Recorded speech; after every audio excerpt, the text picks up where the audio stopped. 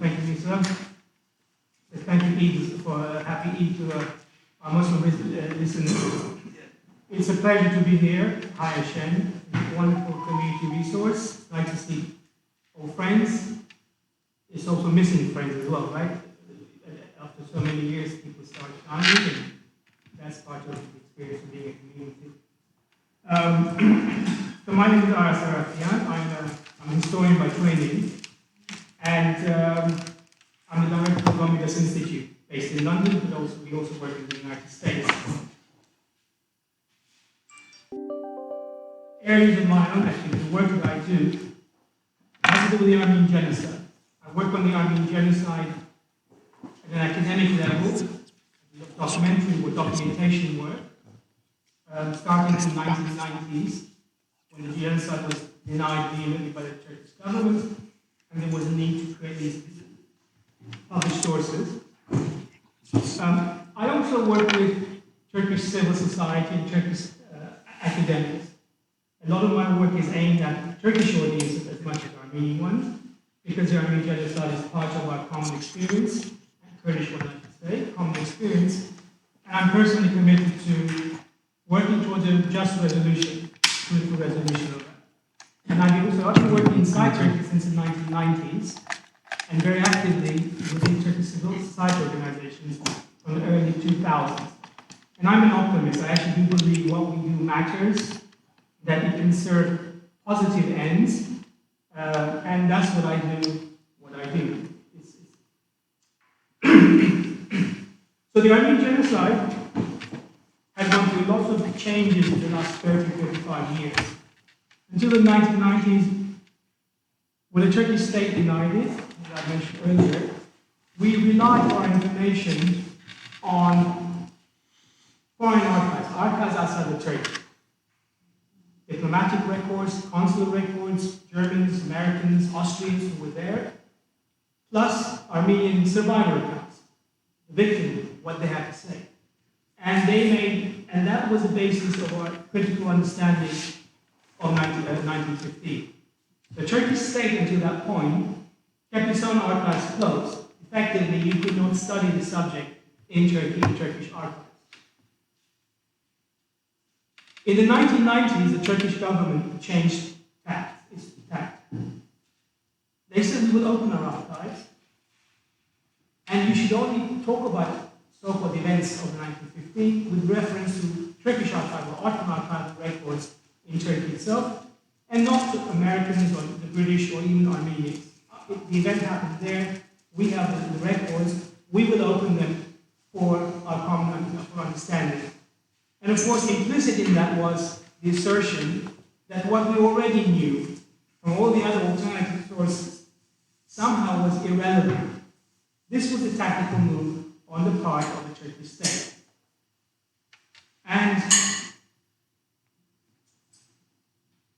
But because of this change within Turkey, the records that they did open turned out to be invalid. And I will go back to Talaat Pasha. So how does this relate to our talk today? Well, Talaat Pasha was Turkish Grand or Ottoman Grand Vizier in 1915. He is considered to be correctly one of the architects of the Armenian genocide. We knew about his involvement with the Armenian genocide, not by implication, because the massacres happened and he was at the head of the Ministry of Interior, but because of the conversations he had with foreign dignitaries when they discussed the Armenian issue. But it wasn't until 1990s that we got insights into how involved Talaat Pasha was in the mass annihilation of Armenians. Because with the opening of Ottoman archival records, for the first time we could see Talat Pasha's own records, Talat Pasha's own telegrams, orders, ordering deportations of Armenians from different parts of the Ottoman Empire, his supervision of the so-called deportation process. He did not only order these deportations, he actually asked questions about the various caravans that were in the process of being deported. How many of the Erzurum Armenian caravan have reached Harput, Elazığ area? Right? How many of this caravan have reached such and such point? And there were also surveys done. So during the genocide, the Ottoman state was actually counting some victims. They were using the Ottoman bureaucracy and the telegraphic system to communicate with the provinces, giving instructions, getting information back, even doing surveys, updating or analyzing, coming to grips with where the genocidal process had got to. So it was a real eye-opener. It's almost as if Talat Pasha had a large map in front of him, and in a sense of real time, in inverted commas, he was ordering the whole deportation process to go forward. Now we know deportation were not simply about orders and so on, that the actual killing part was also organized by the state. From the information that we have, these were extra-legal killing units. They were not necessarily ordered by the Ottoman bureaucracy. They had a parallel structure of communication. But Talat Pasha was involved certainly at a civil level in making the whole deportation process and the destruction. So Talat Pasha was dealing with the process. When the Ottoman state, the Turkish government opened Ottoman records, one thing became abundantly clear, that the information that they released was not across the spectrum. Only certain types of information was made available. Deportation orders were made available. Talat Pasha asking questions about deportee caravans was made available. And the argument was that, look, these are orderly deportations, the state took care of them, the state ordered the process. What we did not find, and we still don't have, are the responses to those critical telegrams. When Talat Pasha asked how many of the Erzurum caravans go to Elazığ, Harput area, the response is vital. It doesn't necessarily show that he was concerned about the well-being of deportees. He wanted to see, and this is my argument, he wanted to see the attrition rate.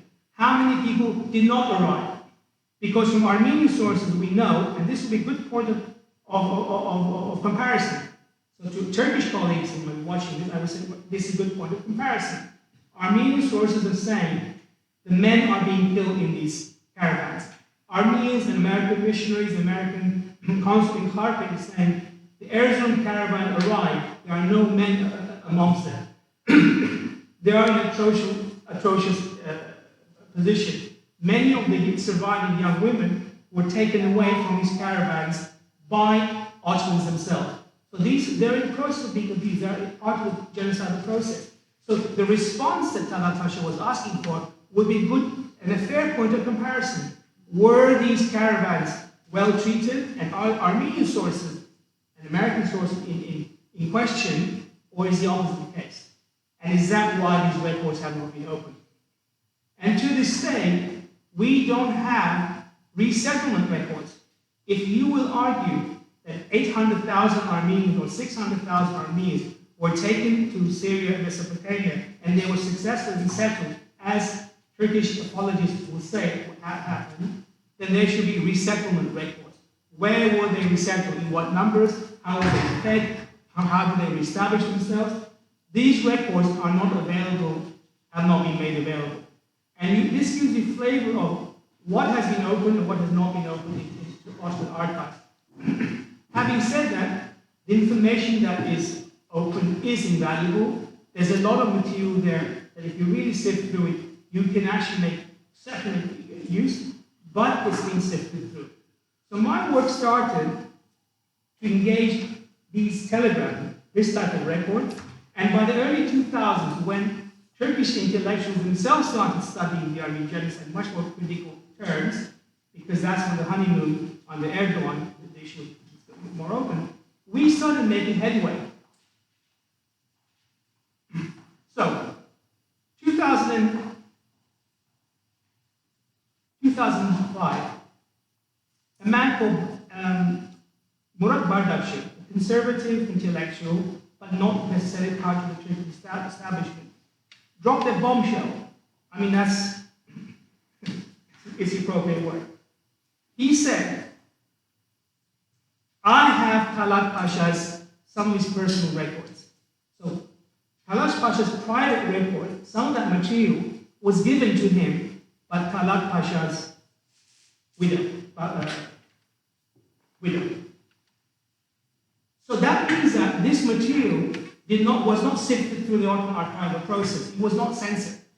And 2005, for the first time, he published those records. He published in the Hürriyet newspaper one critical set of records to do with the deportation of Armenians in 1915. Now, unfortunately, he just published the records, but not facsimile. And already when you read the data that he presented, it was incredible. And 2 years later, he published the same information in a book format. The book format is important because in the book, on the left-hand side, are the facsimiles. So now, for the first time, he's revealing what he has from Talaat Pasha'S private records to do with 1915. Murat Bardakci himself argued that this actually does not show that there was an Armenian genocide, that I'm not going to go into what he has to say because it's irrelevant. Because I want to show what the material actually said. But I need my glasses.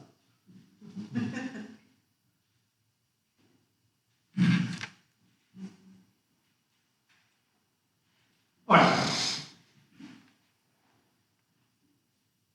So the Ottoman. So he published Ottoman records. I don't know whether you can see. Well, can I stand up? He published tables. Talaat Pasha had a set of a demographic survey of some sort, because we don't know how it was obtained, but demographic records specifically on Armenians.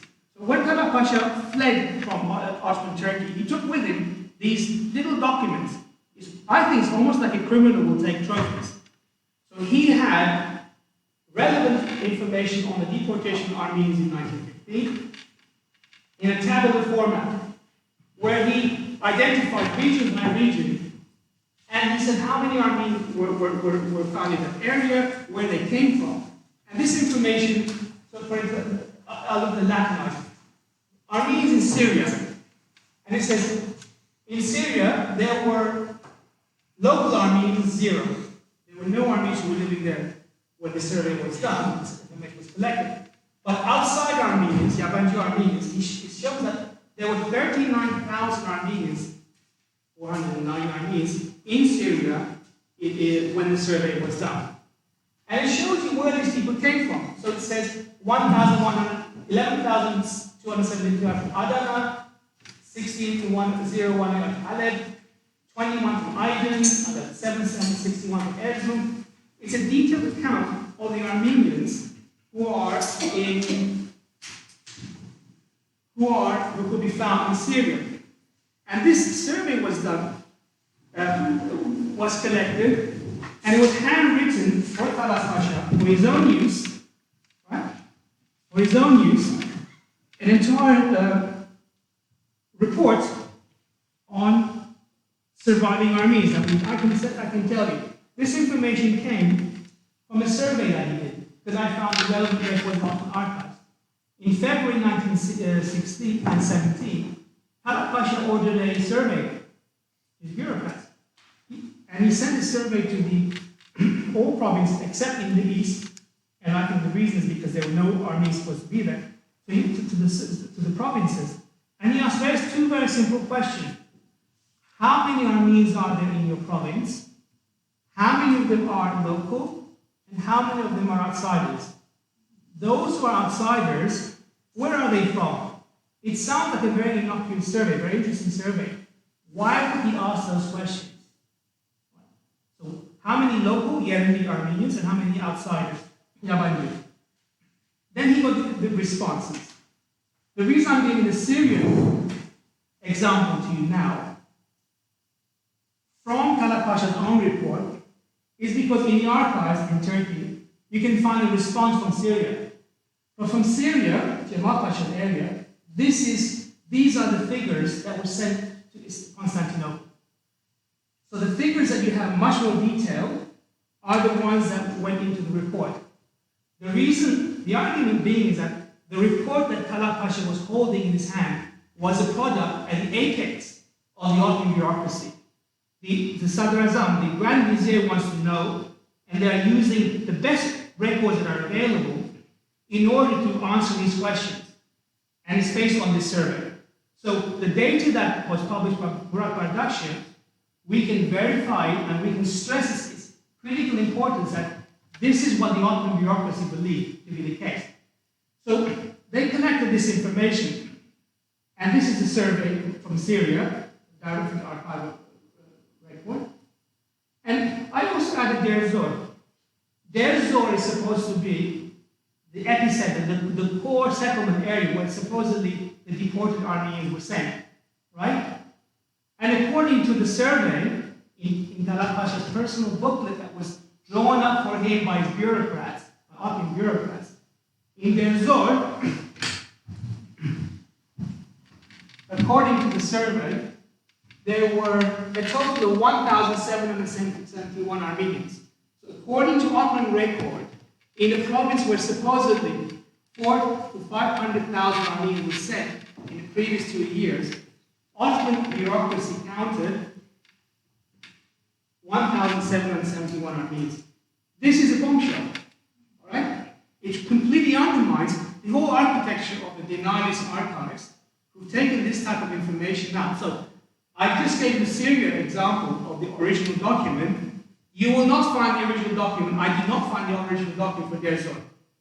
I believe the archives did not declassify that because they could see what it's saying is significant.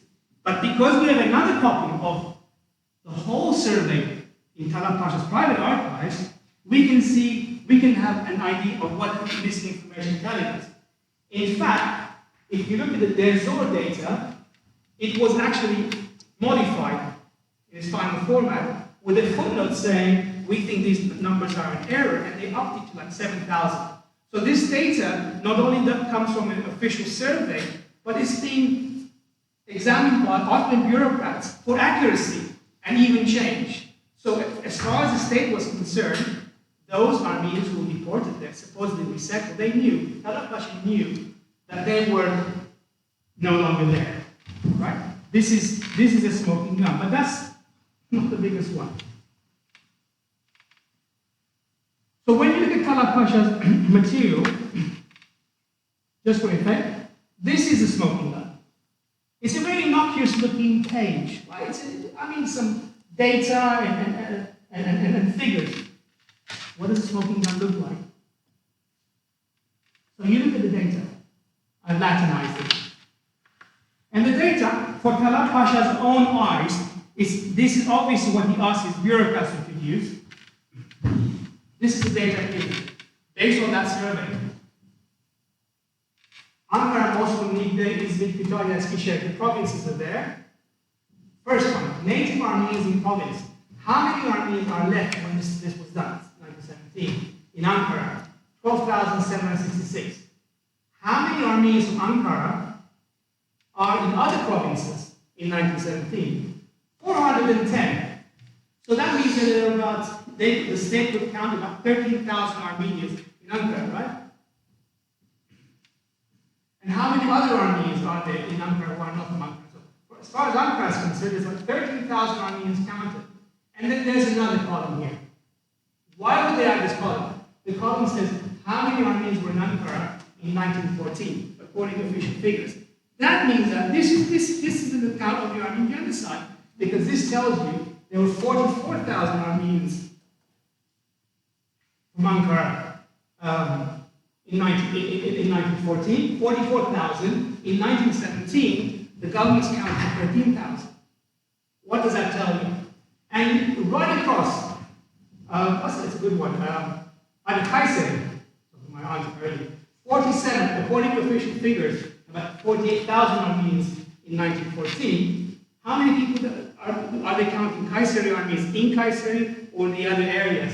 Answer: 6,650 in Kayseri and 111 according to this figure outside. That means that according to this, 40,000 Armenians in Kayseri cannot be counted for, according to the Ottoman survey.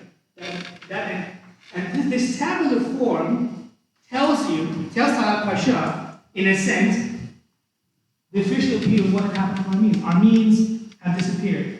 Right? This is the closest I think we get to a report on Armenian genocide. So what I did, another point, important. In Ottoman historiography, Dinar will say there were no more than about 1 million Armenians in the Ottoman Empire. For Talaat Pasha, his bureaucrats are telling him, actually, the number of Armenians is an undercount. It has to be increased by a factor of 30%. According to the Ottoman bureaucrats, there were around 1.5 million Armenians in the Ottoman Empire. And when you look at this data, there are missing Armenians, Armenian Catholics, Armenian Protestants, and even some areas like Samsun is missing there. So this in some ways is much closer to what we believe is an Armenian population of the Ottoman Empire. So this data that was released by Murat Bardakçı, which was not censored by the Ottoman archives themselves, is incongruous with everything else. And it's important data because of its authority. It was produced by the Ottoman bureaucrats for the Grand Vizier himself. Now, Talaat Pasha was assassinated 100 years ago, and probably because of that assassination, maybe this is one of the greatest legacies of Tehri'an's murder of Talaat Pasha, because he never had a chance of destroying this information. This information sat in with the family, and it was released to Bardakçı, and today it's a pivotal reference point related to Talaat Pasha's knowledge of the Armenian genocide. So what I did was I put all that data into an Excel program, and I generated, this is what the Armenian genocide is, according to Talaat Pasha. Each circle represents the size of Armenian communities according to the 1914 census. The black areas show the number of Armenians from these areas who could not be accounted for in 1917.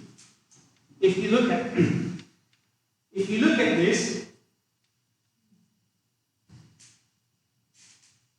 82%, 841,000 Armenians could not be counted for.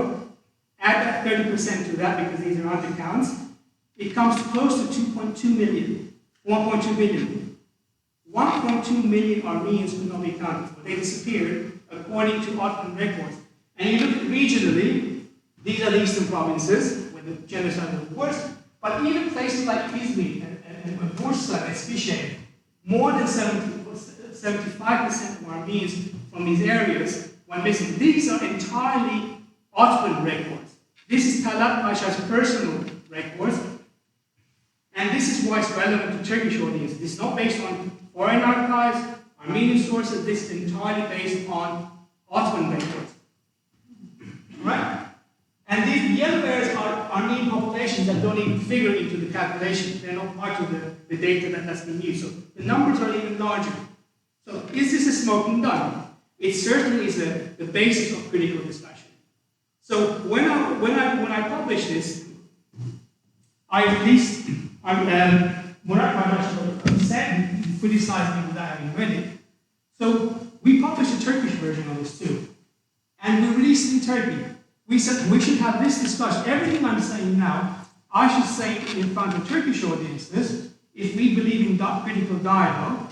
And let's discuss this. And I even, when I published, this is a English version. It's on the website, English and Turkish. I said, I called it a study. So this is the basis of discussion. I'm not saying I'm right. All right? Let's discuss it. Do you contest the authenticity of the information? Do you contest the interpretation of the documentation? if the answer is no and no, then we have to reconfigure our common understanding of 1915 based on one of the most important sources, the Grand Vizier's own personal records. Murat Bardakçı says that, by the way, these missing Armenians, this is where you realize, Murat, he's a strange person in a good way. In many ways he's honest. Some of the things he said a few weeks ago on Turkish television I thought was amazing. But on this issue, he'll say, all these missing Armenians, he said, emigrated or fled the Ottoman Empire between 1914 and 1917. It is such a bizarre thing for him to say that somebody living in Bursa or Izmir would be able to escape to the Russians, right? I mean, right across the Ottoman Empire, or emigrate secretly. It's a very bizarre thing to say. But that's fine. This is why I like to have a discussion with Murat Bardakçı as well. But that's what he says. And his argument is that the fact that some Armenians survive is the antithesis of the Armenian genocide, because according to Pasha'S records, 204,000 Armenians survived in the interior Ottoman Empire. Okay, of these Armenians, 97,000 were in their own provinces, and 106,000 were in other provinces. So in 1917, this is the distribution of surviving Armenians. This is their zone, by the way, which is the epicenter of where hundreds of thousands were sent. Even this can be contested, because if you look at Armenian sources, many Armenians who were left behind did not stay in their homes, did not continue going to school or their churches. They were still distributed amongst Muslim villages. Many were forced into marriages.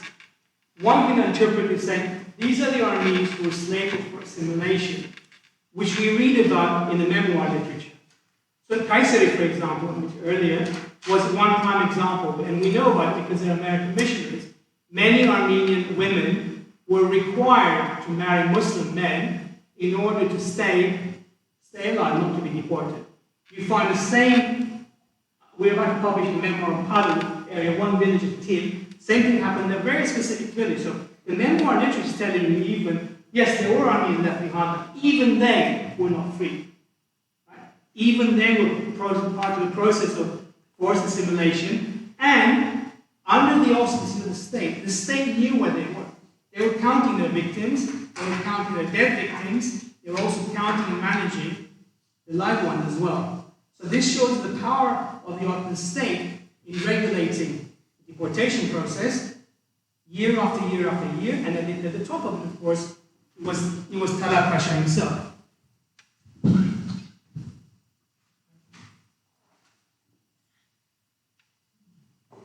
And Murat Bardakçı did a great favor for us by not giving these records to our archives. I'm sure they would not have declassified it, by putting this out there. Because this is the key to future debates. The Turkish state, even today, says we need historians to work on 1915. Well, yes, historians are already working, but if we were to engage the official Turkey, say, well, all right, show us that there's no records, show us resettlement records. I mean, one can create conditions under which we can go forward together, and it doesn't have to be statist. Armenia doesn't have to get involved. It's enough for half a dozen historians with the backing of the Turkish state in order to set the research agenda. Clearly, the Ottoman archives today are compromising the way they've been declassified. Again, I won't put them down because they're very important, but we can actually engage the Turkish state instead of walking away. There's no way we will engage you on these issues because you are deniers. We want to do the opposite. Because under these circumstances, we want these particular records. So every Armenian community that was deported in 1915 had to be registered. Their properties had to be registered. Right? So the state, this is the level at which they were operating. Those records are not open. Every family had to be registered before deportation. Remember, the Ottoman bureaucracy had control of these people. In the case of Harpert, the locals describe how they were deported by region within the town itself. There were certain people who were left out, given exemption. It shows you how much power the state had in regulating the genocidal process. And this is why I call this the first modern genocide.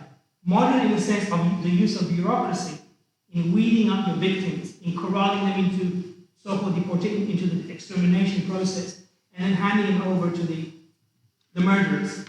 Right? And that part has not, of course, it's not being recorded, and we have the voices of the victims, and of course the missing populations.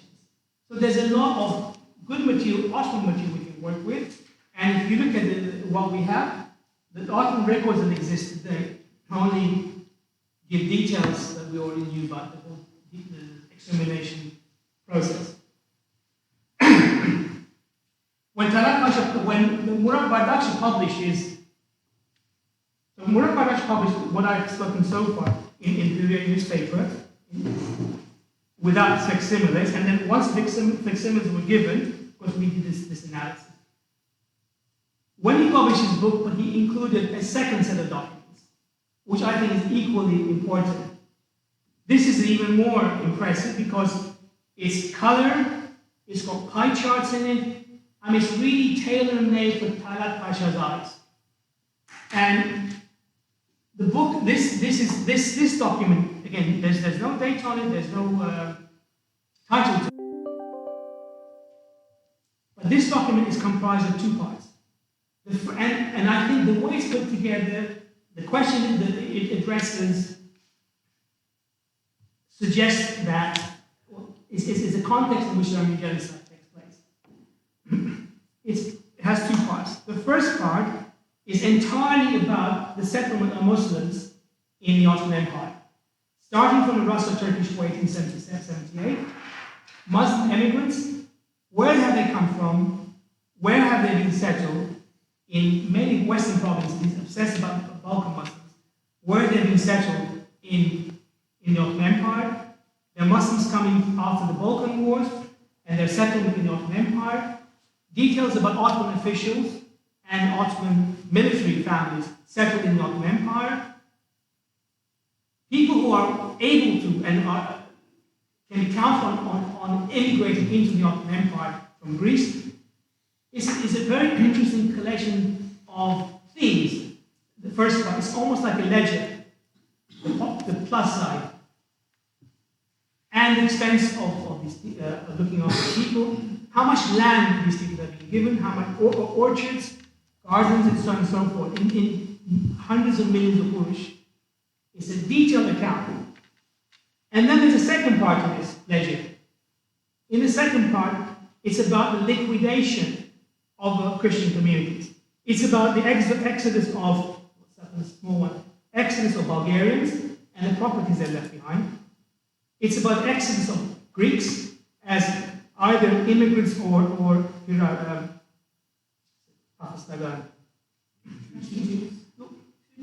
fugitive, leaving off an empire, and how much properties they left behind in terms of land, buildings, what have you.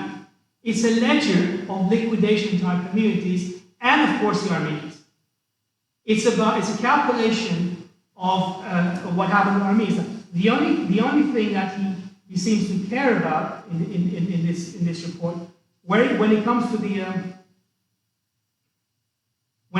to Muslims, it's about their resettlement. Where do they settle? How are they fed? How are they compensated and set up? In the case of Armenians, it's deported Armenians. Where were they deported from? And there is no account of where were they actually resettled in the end. It's like he doesn't care where these people went to. What he cared was how many Armenians left a particular area, and interestingly, where were they sent? So this is important because it shows you the classic area. Gerzo in the center, right, the taboo subject. Gerzo is right in the middle. So in graphic terms, they're showing Talaat Pasha where these supposed Armenians went to, with no details. And then you have information like abandoned Armenian homes, right? Region by region, in Edirne, in Adana, Ankara, Diyarbakir, Sivas. So the state is calculating how much properties the Armenians have left behind. The figures don't really make sense, by the way, because obviously it's less than what it should be. Because if you look at the population and number of houses that are left behind, some places had to have like 55, an average of 55 people per household. But it still shows you that the state is only interested in these minorities, in this other booklet, only as a source of income, liquidation for the settlement, the first part of Muslim communities. And of course the Greeks as well. I haven't done the analysis of them all. So these materials show how much control the Ottoman state had. I would argue this shows a context. We often say it's a Turkification. Was a driving ideological force behind deportation, liquidation of Armenians. This is what this other report shows. You're liquidating the Christian communities and you're reconstituting the Muslim population in the areas that are supported by the state. And this will be the ideological context. So this is Murat, the smoking gun, as I was saying, coming from official Ottoman archives. They only corroborate what we know, but they also show the manner in which the existing Ottoman archives have been doctored. And the question that we would raise as a part of our own agenda would be, if you want to go into the propaganda offensive, if you want serious debate at archival level with the Turkish state, you need to make the commitment of first doing a survey of the archives themselves, what do you actually have there, and making all the relevant materials available to us today. The reason when I started this talk, I said I'm optimistic about the future, is because there are a lot of cards to play, and often the people you're dealing with, they are state intellectuals who deny the Armenian genocide, knowing full well what it is. But last week I watched an archival debate, a debate on Turkish television of YouTube, with Murat Bardakçı and Fatih Altaylı, where they were discussing these records. And Murat Bardakçı was remarkably candid about something he said. For example, he said, it's ludicrous, and it's important because it shows, just because he's denying, because he believes Armenians were resettled, doesn't mean stop talking to him. Because he's openly saying,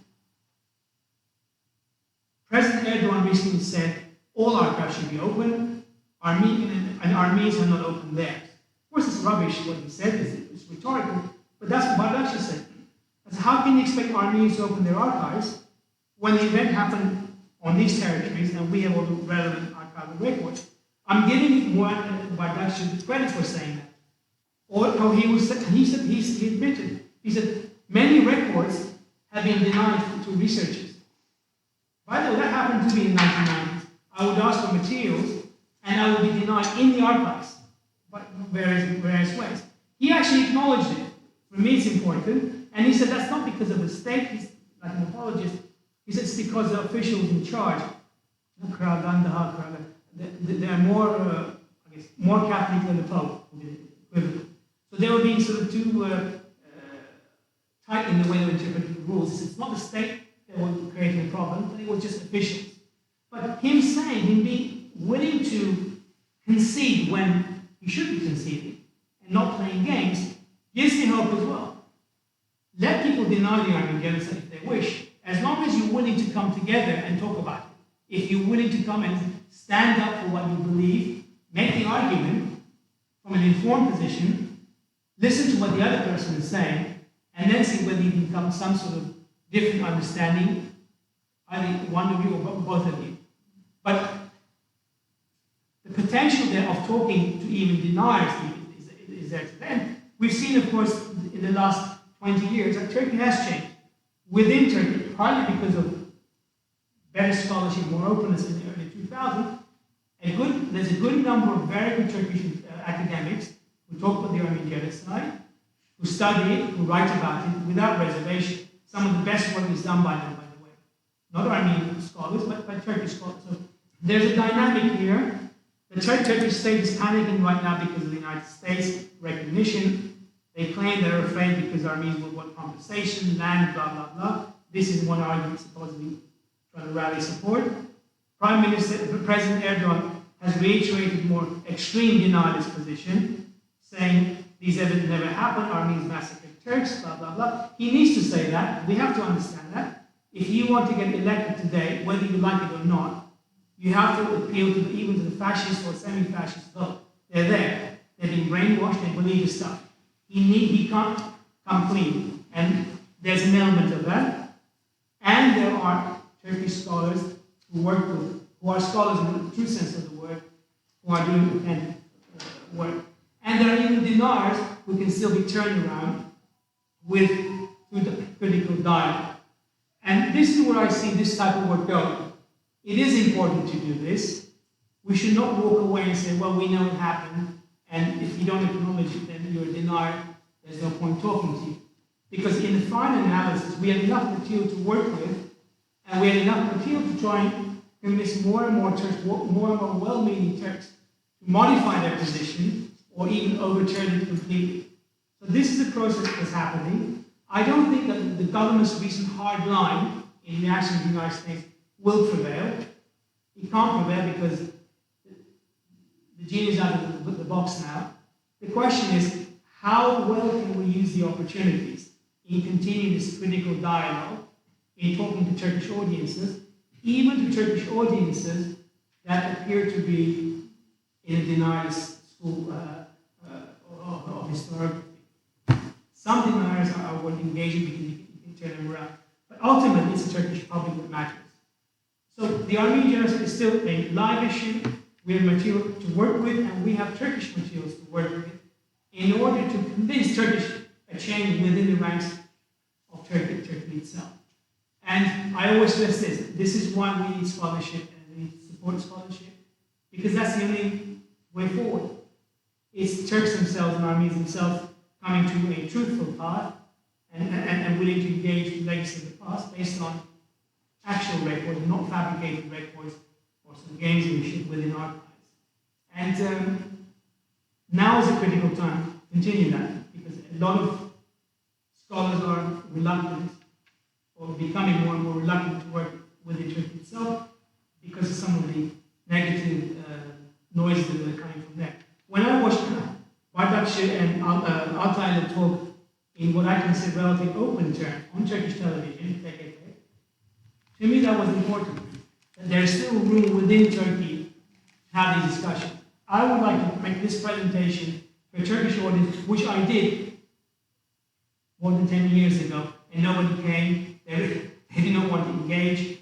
We put this information on a website, it's freely available, but we haven't had serious engagement. It's to force that engagement.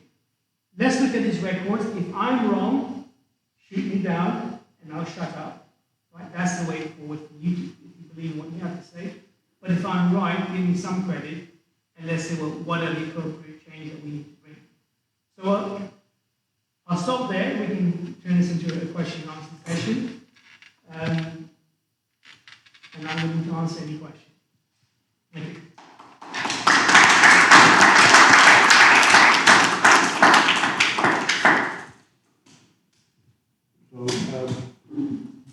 You're going to do your own sharing. I'll do my own sharing. Yeah. I'm expecting Parash to say something. Yeah. So, even he didn't raise his hand. Two hands already. Lady there.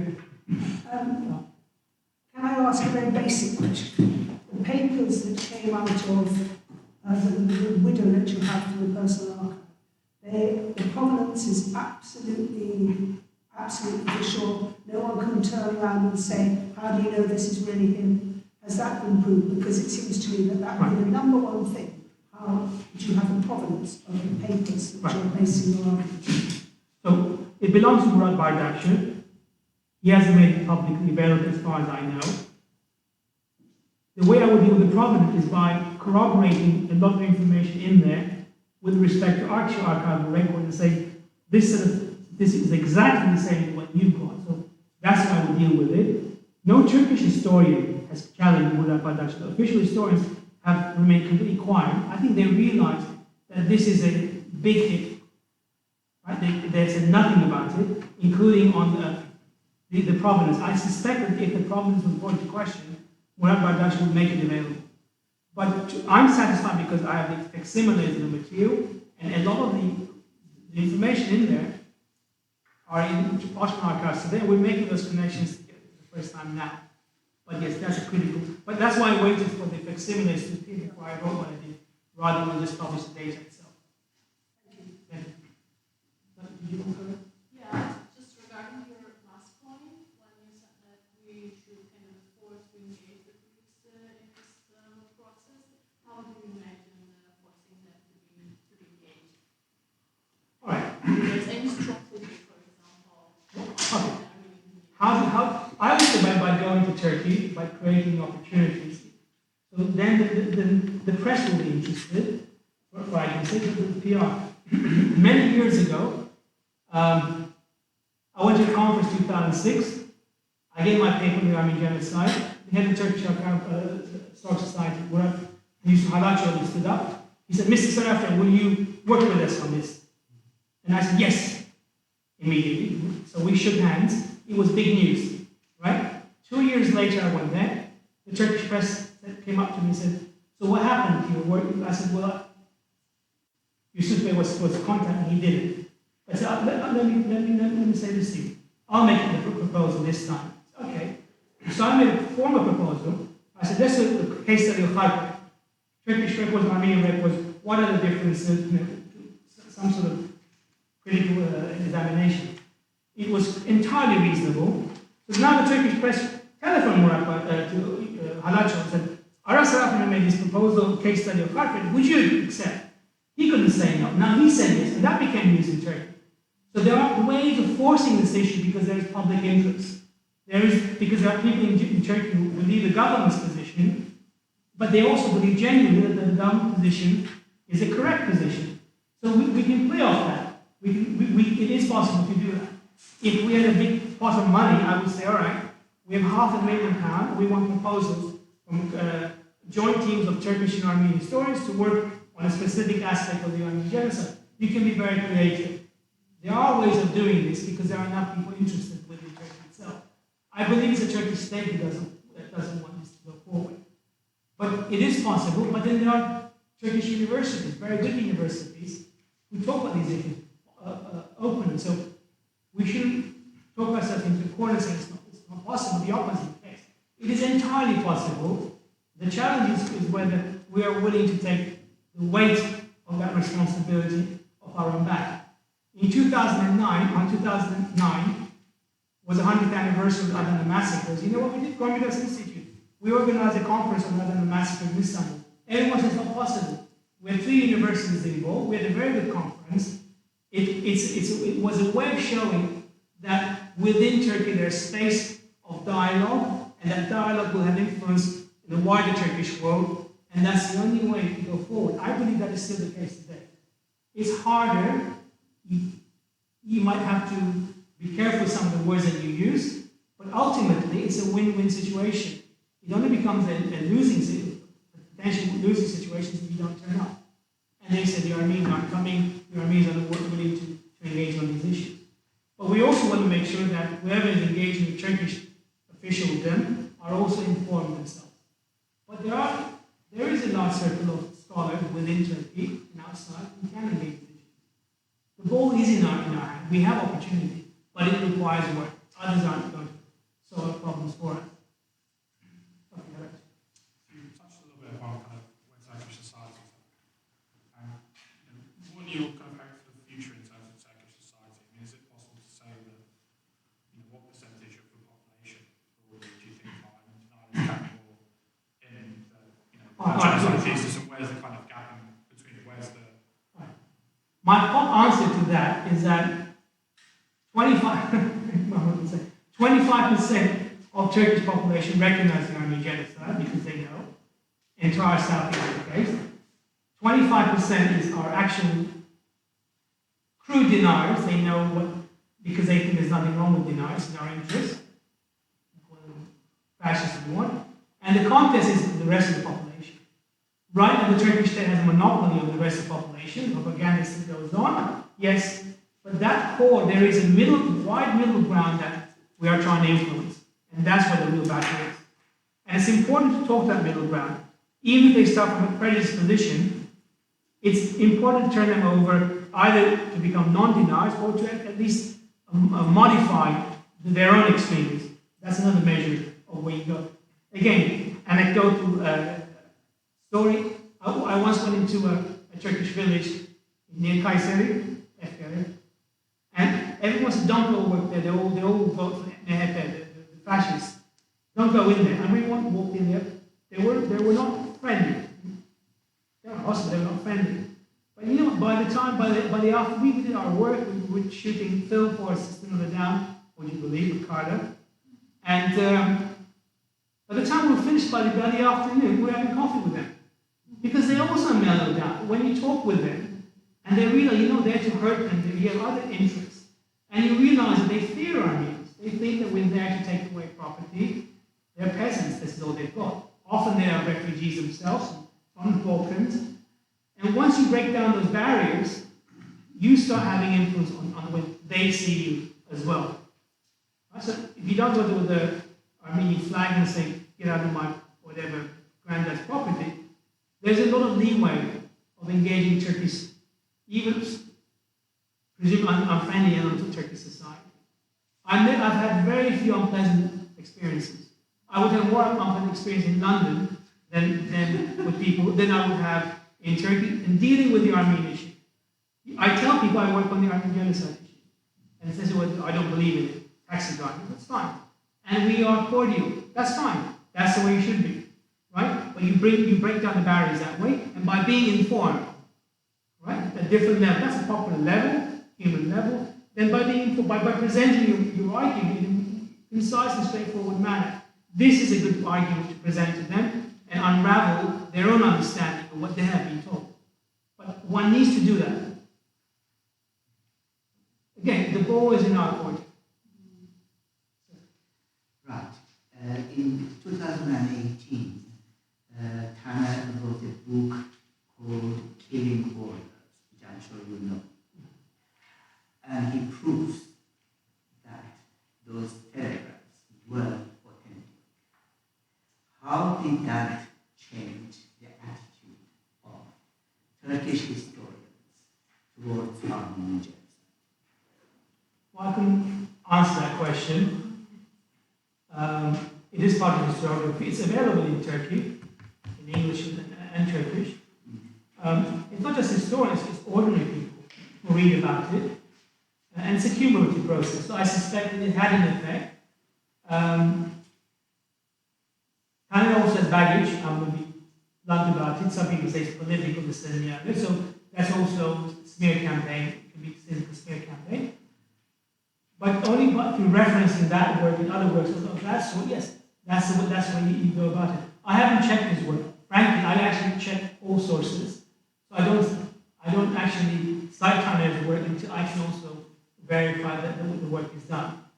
But it's available, and there are many such books available. And I once asked a Turkish civil rights activist in prison many times, I said, what do you think of diaspora armies pursuing recognition and the publication we do in Turkish? He said it's exceptionally important. It gives us hope. We don't feel isolated. It gives us material to work with. So a lot of stuff is being reworked in parts of Turkish society that we're not even present. It's important that the work we do is of high enough quality, because once they question the authenticity or the level of work we do becomes propagandistic, then that becomes liability. But the response I gave was that these works do matter and they are being used within Turkey itself. But I thought it's very important to prove those telegrams were authentic. And how can we ignore such an important discovery? Because we live in a world, it's not enough to be informed, it's about having a voice and having that voice heard. Because the Turkish state is still publishing its own propagandistic material, Turkish kids are still being taught why the Armenian genocide never happened. So there's this kind of backwards and forwards. So it's important to speak with Turkish civil society. And we know the importance of Murat's book, as you mentioned. Was it published in Turkey? Well, Murat Bardakçıoğlu, yes. Yes, but the bizarre thing is that Murat Bardakçıoğlu denies the Armenian genocide. Yes, I know, but his figures, obviously. Yes, I agree with you, but it's important for us to reinforce that message. And in my case, we say yes, and the data can be verified according to Ottoman archives. nice. He doesn't do that part. So yes, we're building part onto that process, but we also need civil society activists who talk about it and create opportunities so that ordinary people can be heard. Yeah.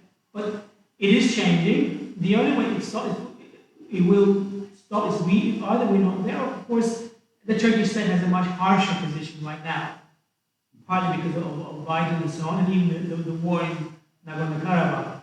But that's a fleeting phenomenon. It's a fleeting phenomenon. The question is, can we accelerate this process? Yeah. You mentioned about Turkish public civil society in the government, this policy. So why Turkish public would be interested in Armenian issue?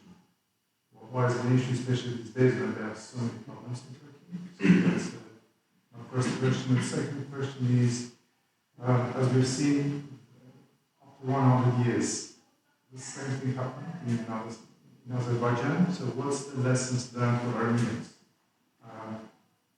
From like what had happened 100 years ago in terms of the property? The first one, why should Turkish civil society care? One reason they care is because if the government says it didn't happen and they draw attention to it, right? That's one reason. The other one is that when you consider the Armenians made up 40% of the population of thousands and thousands of square kilometers, it's part of their local history. I mean, they know what happened, they talk among themselves. There's interest. Then there are the remnants of these Armenians. I mean, there are hundreds of thousands of survivors of the Armenian genocide that remain behind. They're intermarried, they have children. So there are wide swathes of society that are interested. But you're right, for many of them, they don't care. They're consumers, they're living comfortable lives, they buy their toasters and their cars. But they might still be interested because it's in the news. It does come up. And we're trying to have influence in the academic circles, and if we want to have campaigns, for example, change Turkish school textbooks, we need to do the legwork for it, and then tell ordinary Turks, do you want your kids to be subject to government propaganda on these issues? And some parents take exception to that. When the Turkish government required that all school children should write essays on why the Armenian genocide did not happen, including Armenian school children in Istanbul, some people objected, we're ordinary Turks. How can you expect children, 10, 11 years old, to write this kind of material? Often the Turkish state shoots itself in the foot. There are people who make money out of this. I mean, all these issues, and the denial is an industry. The Turkish Historical Society, there are people who make entire careers out of it. So there is a class of people who write very bitterly about Armenia, very nasty material. They're not very good academics, but they reproduce what they were told, and the truth doesn't really matter. So the echoes are within Turkey itself, and many human rights activists, including Tanya and others, think the problem that Turkey has starts with the Armenian genocide. It's a violent society that's based on an institutional system that's geared towards telling falsehoods. It's about victimizing other groups, Kurds being the most obvious example, but even others, Albanians, Bosnians, Bulgarians, there are Muslims who are being assimilated, Cherkess, who are being assimilated within Turkey itself, and they're waking up. Like they've been subjected to this assimilation process to the point of violence against the Kurds. And even today, military coups and so forth, the role of the army, invoking national security for violent backlash against political movements. This is also part of the political history of Turkey. And many people will say it's the original sin of the Turkish Republic. It was born out of mass murder and genocide against Armenians, Greeks, Assyrians, and others. So there is this level of interpretation. In fact, Talaat started to work this way. To be free, we need to break for our own violent rules. As for Armenia, yes, it was the agenda of the Turkish right wing. I've always thought it was ugly the way they always refer to Azerbaijan as their blood brothers. Imagine, the Kurds are not your blood brothers living in the same state, but the Azerbaijanis are your blood brothers. Right? It's two states, one nation. I I think Erdogan was catering to that element. This is what populist does in autocratic systems. He's an autocrat, Erdogan. He needs support. This was a nice one. Azerbaijan, of course. It was whether there'll be reflection on what happened in the years to come, I don't know. But there are a lot of lessons to be learned. It's not over the Karabakh issue. I don't generally deal with it. It's outside of my expertise. It complicates matters. I deal with it on the Turkish side of the border. But it heightened nationalist sentiment within Turkey. You know, we had a big victory. And the Azeris have also fueled the Turkish right wing in the last 20 years. Many of the anti-Armenian enterprises within Turkey have been banked by Azerbaijan. There's a monument named to the Muslim murder by Armenians during World War I. It was built on Azerbaijani money. If you go, they can see all the names. So the Azerbaijanis love the Turkish right wing because it fits into their own agenda, pan-Turkish or whatever agenda. Where they backfire is something else. But it's a complicated factor. I stay on the history in 1915 because I think we're much firmer ground and it's much easier to focus on.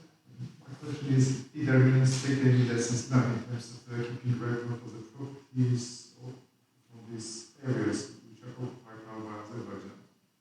I can answer that question. It's outside of my area. But listen, the property question is a complicating factor. Many Armenians talk in terms of compensation, this and the other.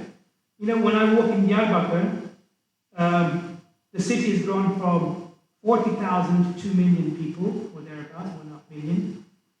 Most of the population are refugees. There's very few Armenian properties left, especially in villages, physical properties.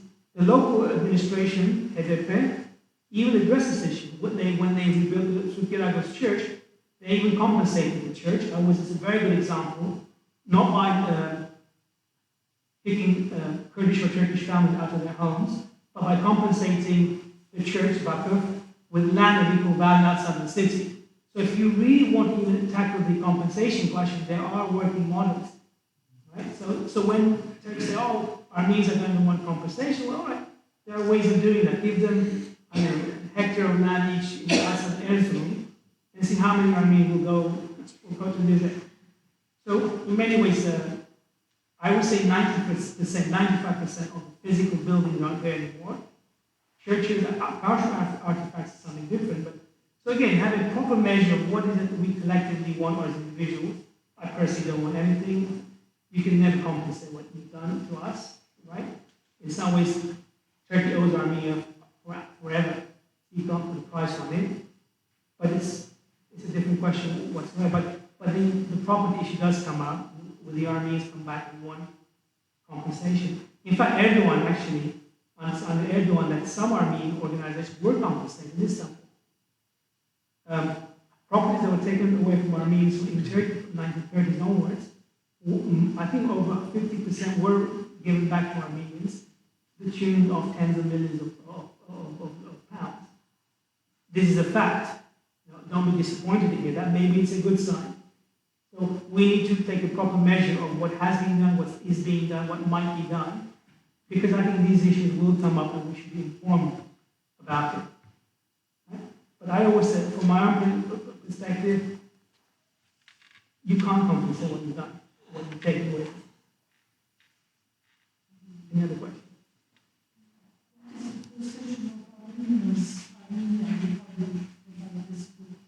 I don't know. Okay, this book has been actually translated into Arabic and Hebrew, but not Armenian.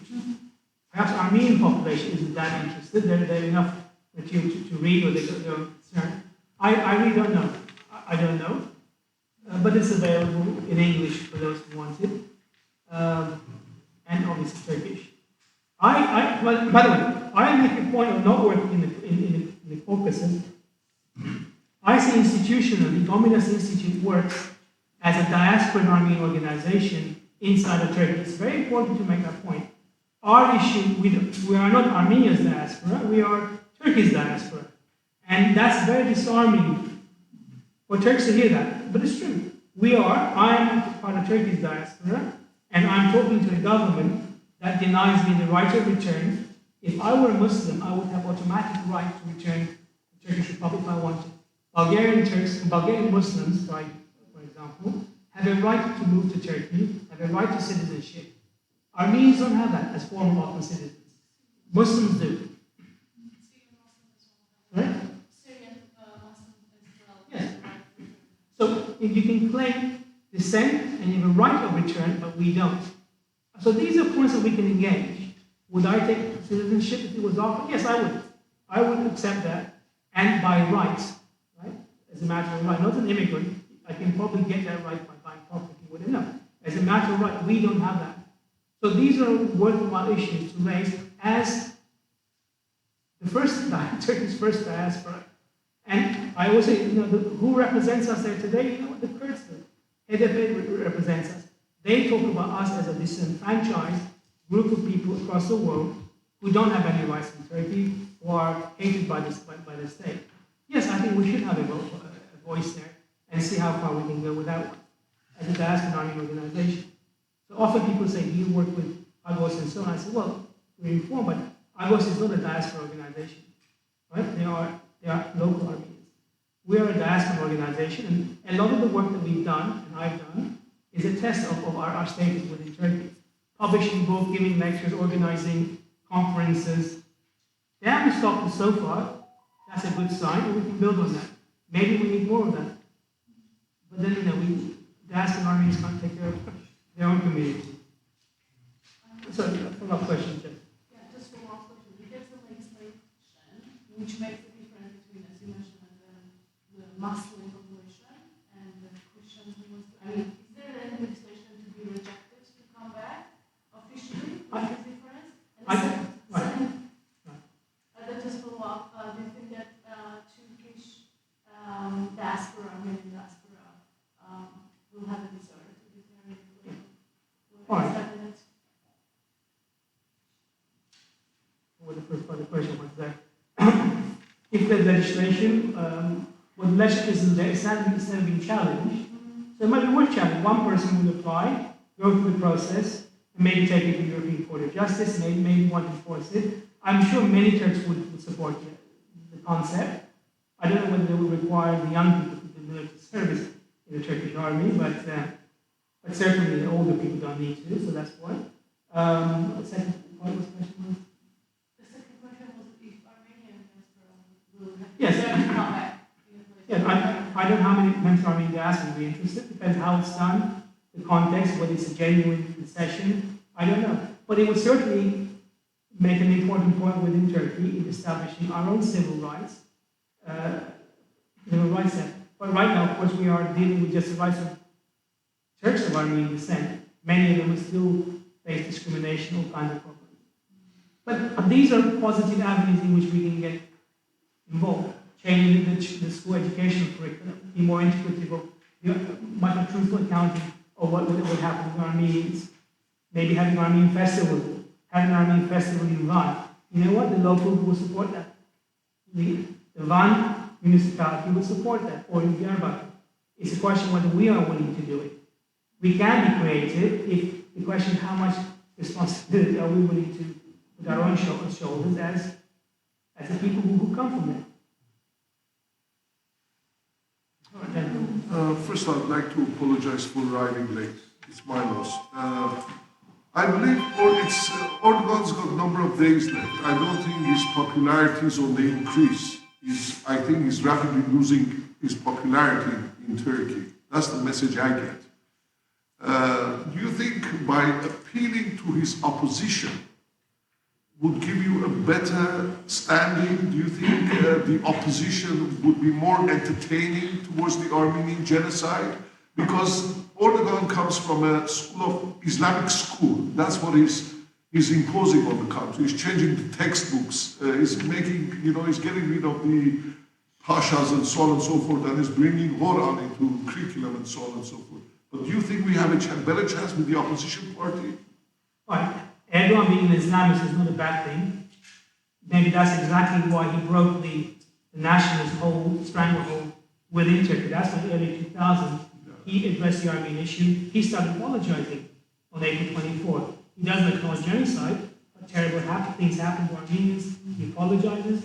These are positive developments. He blames the diaspora for other things, but we have to take the positive when it's there and build on that. So I don't think the Islamists are the problem. In fact, there are many people within Turkey who are devout Muslims who criticize Erdogan on the Armenian issue. As Muslims, we should be doing it. Right? And as for the opposition, other than the HDP, there is no opposition.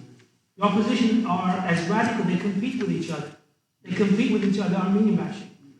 Right? This is the problem. So it's the reverse, it's actually I compounded. fear the opposition more. Be very frank. I fear the JHP, the so-called secular national. I fear them more than they're the ones who set the whole course, than the Islamists.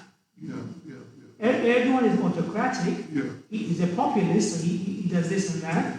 He was working with the Kurds for many years until he saw that they could block. Yes, he can still go back there. Then he turned to the MHP people. But this is something I need to be aware of, but I don't really engage in consciously. I have to say my view. What do you think? What's your point of? What do you think about Erdogan's future? What's your take on it? Do you think he's there for long term? I don't think so, because most people in Turkey will vote on the basis of the economy. The economy is doing extremely badly. I think that's again the lira is crashing again. But I don't know. Thank you. Okay. Final question? Any final questions? If not, are I still here? You're right away. Okay, please.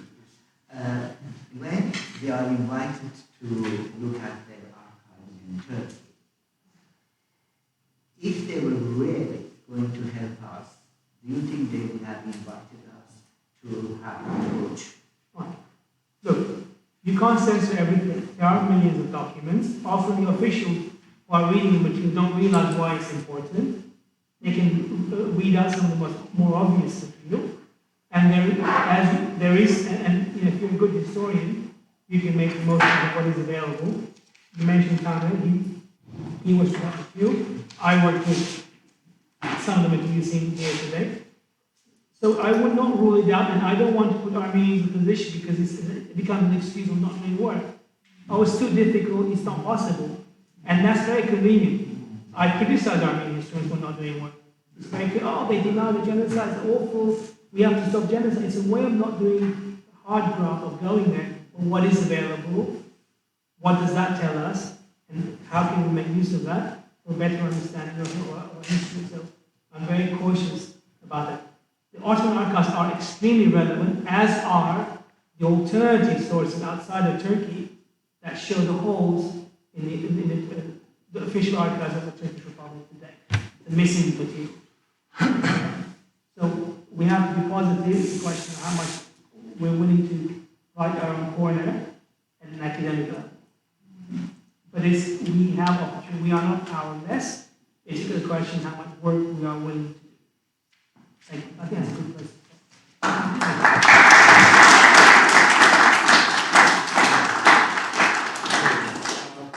Thanks, Ara, again, and thanks everybody for participating. Please make sure you complete the feedback forms. I have a feedback to you. You've been working in London for so many years, you've done so much work in Turkey and so forth. What is the possibility of these civic organizations, whether those based in Turkey or those who are based abroad, to come together and maybe have these discussions? Because you've done great work getting this, whether you've been able to do it. So, debates in Turkey through various means. I don't see that kind of debate abroad. So maybe it's just an idea, it's just a suggestion. Maybe because there's lots of Turks and Kurds who are living outside.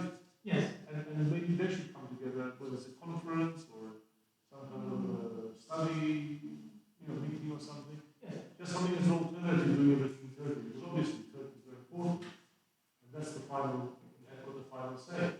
But there's also opportunities abroad where academics such as yourself and others could maybe come and have something. Maybe HAYASHEN can get involved. and Kurdish and Turkish organizations, Yes, why not? and do a call for papers, Yeah. and see what we get, and we publish it. It's possible. It's a good. It also shows people in Turkey that we can work together on these issues.